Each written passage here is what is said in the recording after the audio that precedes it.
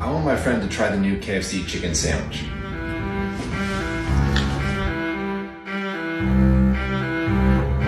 On second thought, there's something more. Almost something incredible. It's the crispiness. Just the way that it crunches in your mouth, like things that are crispy. But it might be the sauce. You know who I heard talking about this lately? Lily Hayes. She's the leader of the movement. But I just get her, you know? I mean, she cares about the sandwich. She cares about the people. But it's more than that. It's Lily versus the Burger Boys. I mean, we gotta get the word out about this sandwich. To think, just a couple of days ago, you were right there, and I was right here. And then you said... My friend Reagan lives in a hotel. On weekdays, she walks the property to make sure everything is in order. The sticks cleaned up, the river surveyed, and more sticks cleaned up. Customer service is also a top priority. Well, ma'am, we are a stick-free property. Yep, not even a twig. Her busy schedule does allow for some relaxation and a small cabinet-making hobby. One question does remain. What happens to all the sticks?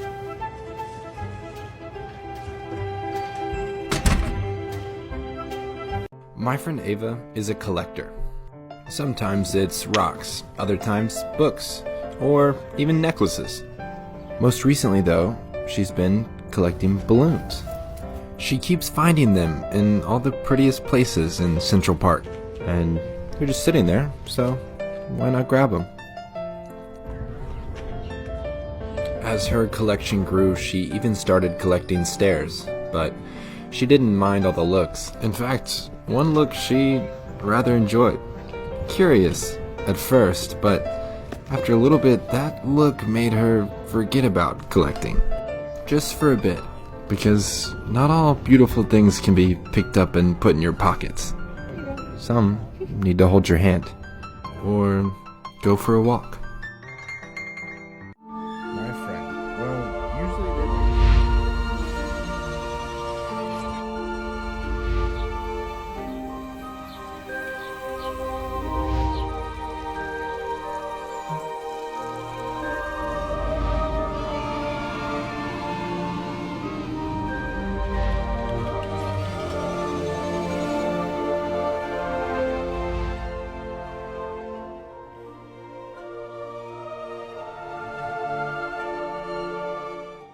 I got a Starbucks peppermint mocha for Louisa, but she was still having trouble getting into the holiday spirit. She just had no idea what gifts to get her friends.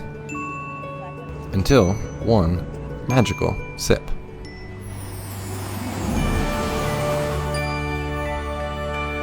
A candy cane forest is not where she expected to end up, but it did give her a gift idea that would be totally unique.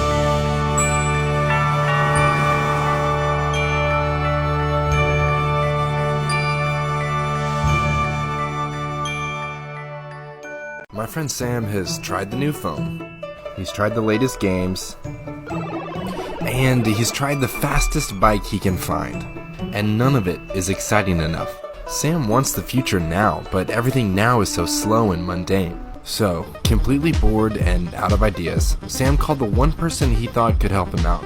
Sarah, otherwise known as DJ Dave, has been working on a machine to bridge the digital and the real worlds. With the help of Patrick, her assistant, and a lot of code, Sarah was ready to fire up the machine. Sam, suited in silver, didn't know exactly where he was going, but he knew it had to be better than here. Anywhere was better than here.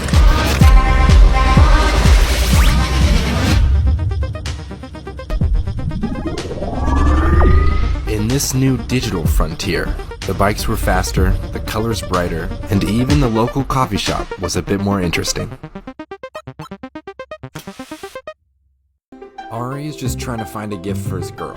The problem is, it's expensive. But he's a man with a plan, and that plan starts with flowers. He buys as much as he can with his current card, and pretty soon he's got a flower stand of his own. He takes his newly earned flower money and buys a car.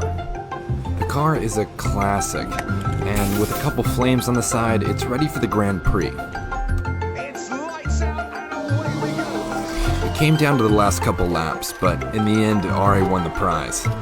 With just enough money for the perfect gift his girl always wanted. A hot air balloon. Excited to see her reaction, he landed it right next to her in the park. But very quickly he realized his mistake. No, she said, not a hot air balloon, a really nice spoon. Huh. But the pictures were so close. The comet that wiped out the dinosaurs, thought to be one big rock, more like a collection of rocks, like a family. Their impact sent them all over the globe, some to land, others beneath the sea. Over time, these rocks found themselves as parts of this planet's new civilizations. They could be spotted in parks, sidewalks, even bridges. A few lucky ones even ended up in Hollywood movies. There's plenty more wandering about, but they move a lot slower than you and I, always on the lookout for the family they lost. So if you do find one, give it a little shake, they get sleepy, and let them hitch a ride, because the only thing they like more than a cozy pocket is a place to be together. My friend Alfredo likes to sew. He gets inspired by books, blogs, and being outside. Safely, of course. Very safely. Maybe too safely. Because of the masks, we haven't seen him in a little bit. I don't know, he's probably okay, it's just hard to recognize.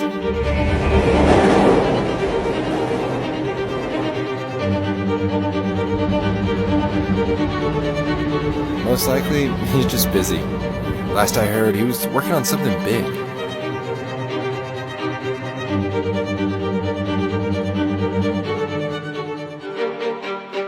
My friends have been busy. Here's the update. Reagan ended up collecting sticks all the way to Los Angeles. She picked up oak, birch, and plenty of others. But one thing she hadn't added to her bundle was a doodle stick. It was a hot summer, but Jeremy's snowflakes made it through safe and sound.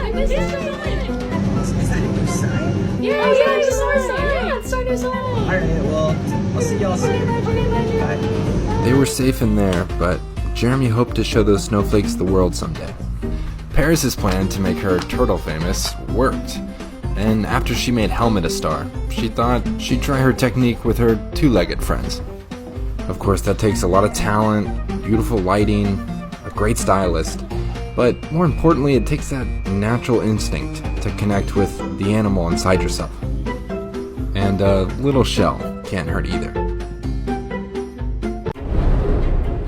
Gather around, everybody. I just want to congratulate Jean on her evidence removal this week.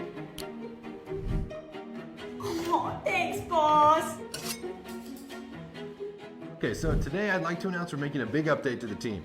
Now, with Photoshop on iPhone, you can use the generative remove feature to remove anything from the image easily and keep our precious Sasquatch a closely guarded secret. Then I can go into the adjustment layers and bump the saturation to distract people with all the nice leaves. Then I'll use the layers to bring the adjustment to the top so that it affects everything. Whoa, so cool. Can I try? Yeah, sure. Whoa, buddy, whoa. Still need to stay inside. Okay, so I got this comment on my video today, which I don't really get. I mean, look, sure, I've got a couple tools and some of them are a little pointy, ooh, scary, and I don't know, maybe this grid is like a little rough around the edges, but I mean, it's not that insane. Where do you live? Tell a story about the lost things? Okay. It starts with an AirPod, and how when they fall, they always seem to go farther than you think. It's almost as if they're going somewhere. Now, it's not just AirPods that do this. It's a lot of things. Those things you misplace or that slip out of your pockets. It seems as if they're going in a direction. To get some answers, I gave the AirPod full mobility to let it wander wherever it chose. Easy enough to follow for a little bit, but this thing was intent on losing itself. Luckily, with its tracking system, I was able to follow it as long as I had signal. Through sewer pipes and tunnels it traveled, deeper and deeper underneath the city. But unfortunately, things soon went dark. I hope it found the place it was looking for. Lost things seem to want to stay lost, but if I had to guess, I'd say they don't like to be alone.